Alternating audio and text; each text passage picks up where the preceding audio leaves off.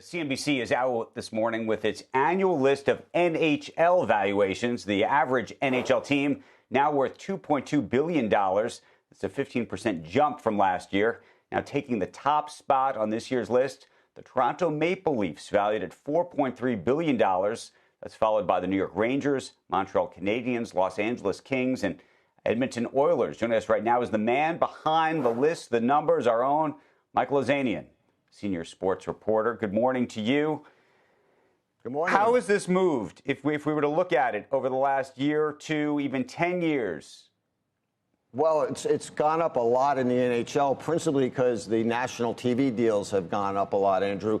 So the new Canadian deal, which takes effect next year, is going to be more than twice the current deal for Canadian national media rights. And the people I'm talking to saying the next U.S. deal, which averages $630 million a year, runs for 2 more years, that deal could also double. And I think one of the biggest things besides television, Andrew, is the fact that gate, which is the core, ticket money, has gone up 20% in the NHL on average in just the past 2 years. So the fan base is really engaged. Well, that's what I was going to ask you about, the fan base and the fan base in the U.S. Obviously, I mean, hockey has been a Canadian sport, a Canadian love, a pastime. Do you think that there is a team in the U.S. that will surpass a Canadian team in terms of valuation? Possibly could be the New York Rangers at some point, but one of the headwinds that all U.S. teams are facing that the Canadian teams are not is with local TV rights. So you mentioned, you know, U.S. teams in big markets, for example. The Rangers are taking an 18% haircut to their local TV rights on MSG Network. On contrast, the Canadian teams are getting big increases. The Montreal Canadiens just signed a new deal where they're going to get about $70 million a year in the NHL, which is tops in the league. The Edmonton Oilers, which actually leapfrogged the Bruins on our list this year, they've got a new deal that's going to pay them about $50 million a year. So the Canadian teams, their local TV rights are going up, where in the U.S., they're stagnant or going down. So it's going to be very tough in the face of that economic headwind from local TV for U.S. teams to surpass the Maple Leafs.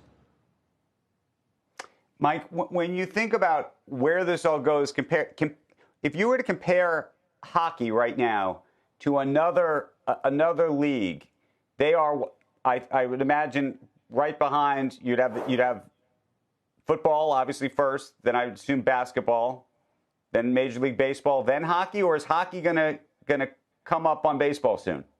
Oh, I think if you price it in terms of multiples of revenue, hockey is actually passing baseball right now, Andrew. So hockey teams right now on average are 9 times revenue, enterprise value to revenue.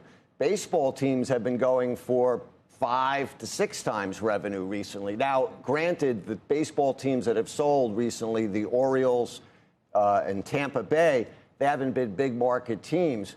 But you have 2 very different dynamics right now in those 2 sports. Hockey, you have a new collective bargaining agreement.